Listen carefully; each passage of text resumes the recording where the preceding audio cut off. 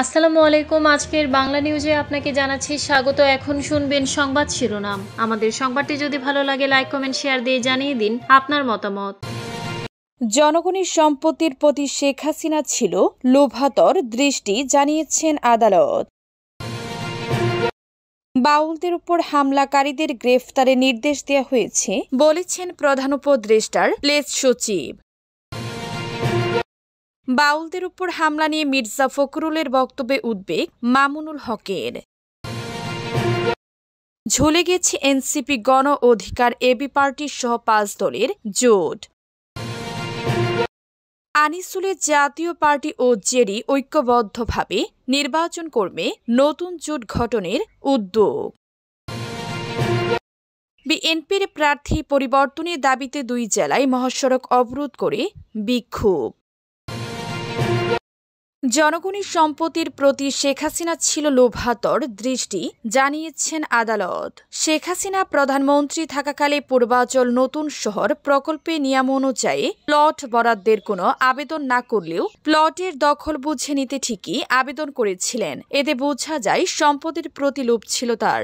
শেখ হাসিনা ও তার 2 সন্তানের বিরুদ্ধে পূর্বাচলের প্লট দুর্নীতির মামলায় রায় ঘোষণার সময় এই কথা বলেছেন ঢাকার বিশেষ জজ 5 আদালতের বিচারক মোহাম্মদ আব্দুল আল মামুন। বৃহস্পতিবার তিনি এই রায় দেন। বিচারক বলেন, শেখ হাসিনা নিজে প্লট নেওয়ার পর তার ছেলে ও মেয়ের নামেও বরাদ্দ নেন। এরপর তার বোন শেখ রেহেনা, বোনের মেয়ে আজমিনা সিদ্দিক ও ছেলে রাদওয়ান মুজিব সিদ্দিকের নামেও বরাদ্দ নিয়েছেন।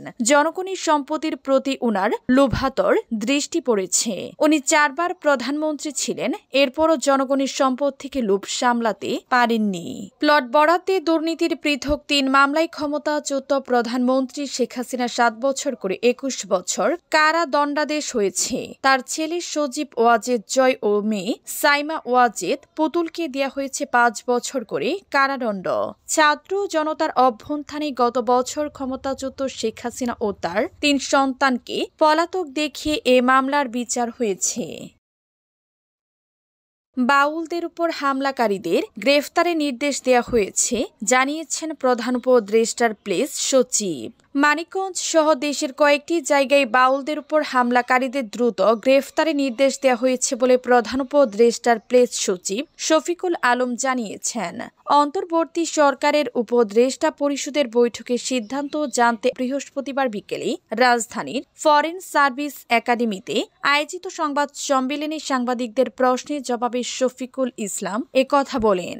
সংবাদ সম্মেলনে এক সাংবাদিক প্রশ্ন করেন, উপদেষ্টা পরিষদের বৈঠকে নির্দিষ্ট আলোচ্য সূচির বাহিরে বিভেদ আলোচনায় সমসাময়িক বিষয়, বিশেষ করে বাউল ও ধর্মীয় সম্প্রদায়ের মধ্যে যে উত্তেজনা বিরাজ করছে সেটি এবং আসন্ন নির্বাচন ও উপদেষ্টাদের মধ্যে যারা নির্বাচন করতে চান তারা চলে যাওয়ার অভিপ্রায় ব্যক্ত করেছেন কিনা বা এ ধরনের কোনো আলোচনা হয়েছে কিনা।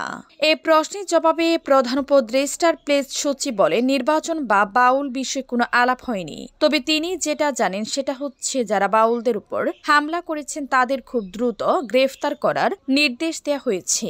সে অনুযায়ী মানিকগঞ্জের পুলিশ কাজ করছে। অন্যান্য যে জায়গায় হামলা হয়েছে সেসব জায়গায় পুলিশ সাঁড়াশি অভিযান পরিচালনা করছে। সাংবাদিকরা দ্রুত ফলাফল জানতে পারবেন। বাউলদের উপর হামলা নিয়ে মির্জা ফখরুলের বক্তব্যে উদ্বেগ মামুনুল হকের।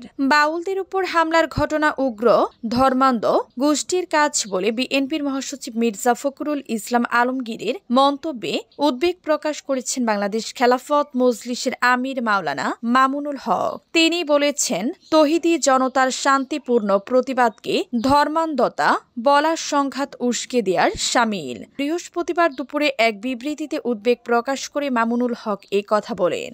গতকাল বুধবার ঠাকুরগাঁও শহরের কোর্ট চত্বরে বাউলদের উপর হামলায় 2 জন আহত হন।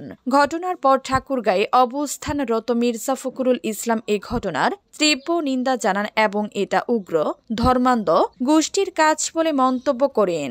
বিবৃতিতে মামুনুল হক বলেন, বাউল আবুল সরকারের প্রকাশ্যে আল্লাহদ্রোহী, অবমাননাকর ও ঈমান বিধ্বংসী বক্তব্যে দেশ জুড়ে গভীর ক্ষোভ সৃষ্টি করেছে। এমন বক্তব্য কোনোভাবে গ্রহণযোগ্য নয়। তিনি বলেন, জনগণের ন্যায্য দাবির পরিপ্রেক্ষিতে তার গ্রেফতার আইনের শাসন রক্ষারই স্বস্তিদায়ক পদক্ষেপ। দুঃখজনকভাবে আবুল সরকারের সমর্থকরা মানিকগঞ্জ সহ বিভিন্ন স্থানে উস্কানিমূলক আচরণের মাধ্যমে পরিস্থিতি অস্থিতিশীল করার অপচেষ্টা চালিয়েছে, যা সম্পূর্ণ পরিকল্পিত।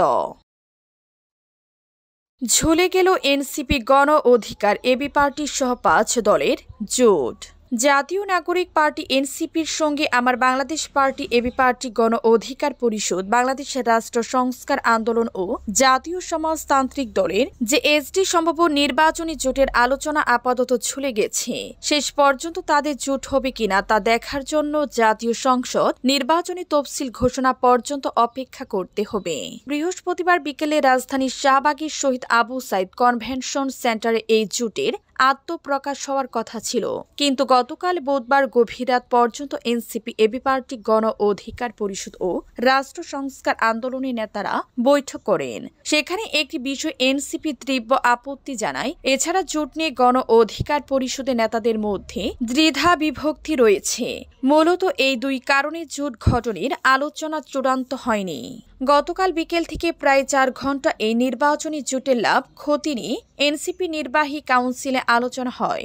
সভায় বেশিরভাগ নেতা জোটের বিষয়ে ইতিবাচক মনোভাব দেখান, কিন্তু ইসলামী ছাত্র শিবিরের সাবেক নেতাদের একাংশের উদ্যোগে গঠিত রাজনৈতিক প্ল্যাটফর্ম অব বাংলাদেশকে ইউনাইটেড পিপল বাংলাদেশ এই জোটে রাখার প্রশ্নে এনসিপির বেশিরভাগ নেতা নেতিবাচক মত দেন। আনিসুলের জাতীয় পার্টি ও জেডি ঐক্যবদ্ধভাবে নির্বাচন করবে, নতুন জোট গঠনেরও উদ্যোগ।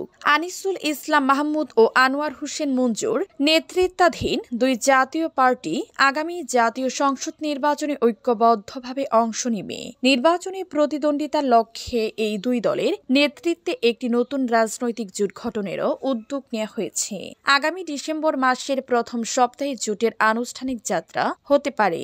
জাতীয় পার্টির একাংশ চেয়ারম্যান আনিসুল ইসলাম মাহমুদ প্রথম আলোকে বলেন, আমরা একটা বৃহত্তর জোট গঠনের লক্ষ্যে কাজ করছি।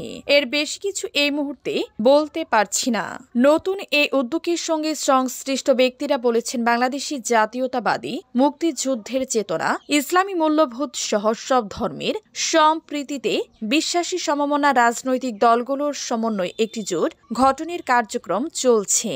তবে কোন দলগুলিকে নিয়ে এই উদ্যোগ নেওয়া হয়েছে সেটি এখনো স্পষ্ট নয়। আওয়ামী লীগের কার্যক্রম নিষিদ্ধের পর তাদের নেতৃত্বাধীন মহাজোট 14 দলের শরিক দলগুলো নিষ্ক্রিয় রয়েছে।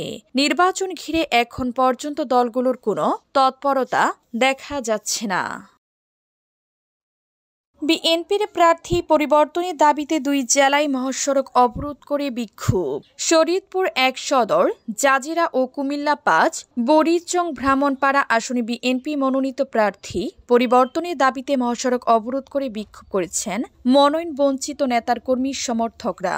বৃহস্পতিবার বিকেল থেকে সন্ধ্যার মধ্যে শরীয়তপুরের জাজিরা ও কুমিল্লার বরিচং উপজেলায় সড়ক অবরোধ করে বিক্ষোভ করা হয়। এতে 2 জেলায় মহাসড়কে দীর্ঘ যানজট তৈরি হয়। সন্ধ্যায় শরীয়তপুর 1 আসনে বিএনপি মনোনীত সাইদ আহমেদ আসলামের মনোনয়ন বাতিলের দাবিতে মহাসড়ক অবরোধ করে বিক্ষোভ করেন একাংশের নেতা কর্মীরা।